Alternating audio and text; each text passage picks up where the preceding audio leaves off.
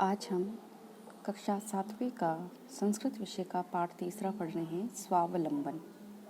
स्वावलंबनम का मतलब है स्वयं के कार्य को स्वयं ही करना, खुद ही करना, आत्मनिर्भर बनना। चलिए पाठ पढ़ना शुरू करते हैं। कृष्णमूर्ति श्रीकंठस्य मित्र आस्ताम। कृष्णमूर्ति और श्रीकंठ दो मित्र थे।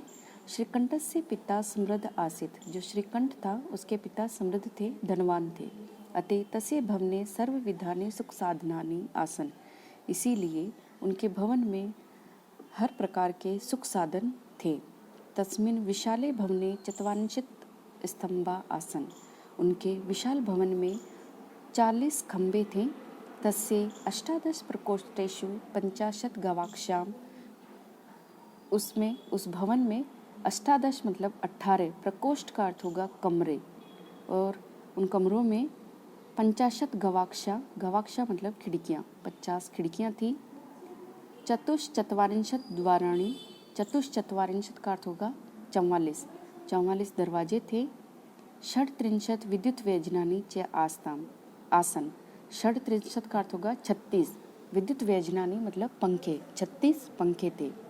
तत्र 10 सेवका निरंतरम कार्यम कुर्वन्ति। इसमें वहाँ 10 सेवक निरंतर अपने कार्य को करते थे, लगातार अपने कार्य करते थे, मतलब उस घर में 10 नौकर थे। परम कृष्णमूर्ति, परंतु जो दूसरा मित्र था कृष्णमूर्ति, कृष्णमूर्ति माता पिता चे निर्धनो कृषक दंपति। परंतु कृष्णमूर्ति के माता पिता गरीब किसान दंपति थे, पति पत्नी थे। दंपति मतलब पति पत्नी। तस्य गृहम आडंबर विहीनम साधारणश्च आसीत। उनका घर आडंबर विहीन था, मतलब उस घर में और बहुत ही साधारण था कि उस घर में कोई किसी भी प्रकार का दिखावा नहीं था। एकदा श्रीकंठस्तेन सह प्राते 9 वादने तस्य गृहम अगच्छत्। एक बार श्रीकंठ उसके साथ, कृष्णमूर्ति के साथ प्रातः 9 बजे उसके घर आया, मतलब उस गरीब लड़के के घर गया। तत्र कृष्णमूर्ति तस्य माता पिता चे स्वशक्त्या श्रीकंठस्य आतिथ्यम अकुर्वन्। वहाँ कृष्णमूर्ति और उसके माता पिता अपनी शक्ति के अनुसार श्रीकंठ का आतिथ्य करते, उसका स्वागत करते हैं। एतत् दृष्ट्वा श्रीकंठ अकथयत्। यह देखकर श्रीकंठ, जो अमीर लड़का था, वह बोला, मित्र अहम भवतां सत्कारेण संतुष्टो अस्मि। ये मित्र, मैं तुम्हारे आतिथ्य संस्कार से संतुष्ट हूँ। केवलम इदमेव मम दुखम यत्, परंतु यहाँ मेरा यही दुख है कि यत् मतलब कि तव गृहे एको अपि भृत्य नास्ति, कि तुम्हारे घर में एक भी भृत्य मतलब नौकर नहीं है। मम सत्काराय भवताम बहु कष्टम जातम, कि मेरे सत्कार में, मेरे स्वागत में तुम्हें बहुत ही कष्ट हुआ। भवता मतलब तुमको। मम गृहे तु बहव कर्मकरा संति, कि मेरे घर में तो बहुत सारे कर्मकरा का अर्थ होगा यहाँ पर नौकर। तदा कृष्णमूर्ति अवदत्। तब जो गरीब लड़का था कृष्णमूर्ति, वह बोला, मित्र ममापि अष्टो कर्मकरा संति, कि मेरे भी 8 नौकर हैं।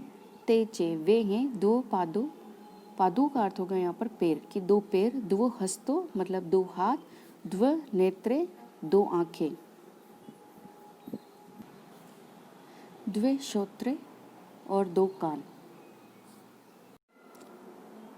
तो जो गरीब लड़का था कृष्णमूर्ति, उसने बताया कि मेरे भी जो 8 नौकर हैं, कि 2 पैर हैं, 2 हाथ हैं, 2 आँखें हैं और 2 कान हैं। एते प्रति क्षणम मम सहायका, ये हर क्षण, प्रत्येक क्षण मेरे सहायक हैं। किंतु तव भृत्या सदैव सर्वत्र ने उपस्थिता भवितुम न शक्नुवन्ति, परंतु तुम्हारे नौकर सदैव सब जगह उपस्थित नहीं हो सकते हैं। त्वं तु सब कार्याय भृत्या अधीन, कि तुम तो अपने कार्य के लिए अपने नौकर के अधीन हो, कि जब नौकर होगा तब तुम्हारा काम होगा।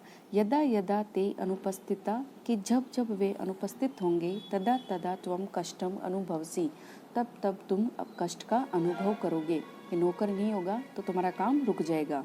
स्वावलंबने तु सर्वदा सुखे में, स्वावलंबन में ही हमेशा सुख होता है। न कदापि कष्टम भवति, और कभी भी कष्ट नहीं होता है। श्रीकंठ अवदत्, तब श्रीकंठ बोला, जो अमीर लड़का है वो बोला, मित्र तव वचनानि श्रुत्वा मम मनसी महती प्रसन्नता जाता, कि तुम्हारे वचनों को सुनकर, श्रुत्वा मतलब सुनकर, मेरे मन को अत्यधिक, महती का अर्थ होगा अत्यधिक, अत्यधिक प्रसन्नता हुई। अधुना अहम अपि सब कार्याणि स्वयमेव कर्तुम इच्छामि। अधुना मतलब अब मैं भी अपने कार्य को स्वयं ही करना चाहता हूँ। भवतु सार्धद्वादशवादन इदम, कि भवतु मतलब ठीक है, सार्ध का अर्थ होगा आधा, द्वादश मतलब 12 और वादनम मतलब बजे, कि अब 12:30 बज गए हैं। सांप्रतम गृहम चलामि, अब मैं घर जाता हूँ। तो इस पाठ से ये शिक्षा मिल रही है हमें कि हमें भी स्वयं के कार्य स्वयं ही करने चाहिए, किसी और पर निर्भर नहीं रहना चाहिए। स्वावलंबन ही सबसे बड़ा सुख है। तो सभी स्वावलंबी बने और अपना कार्य स्वयं करने की कोशिश करें।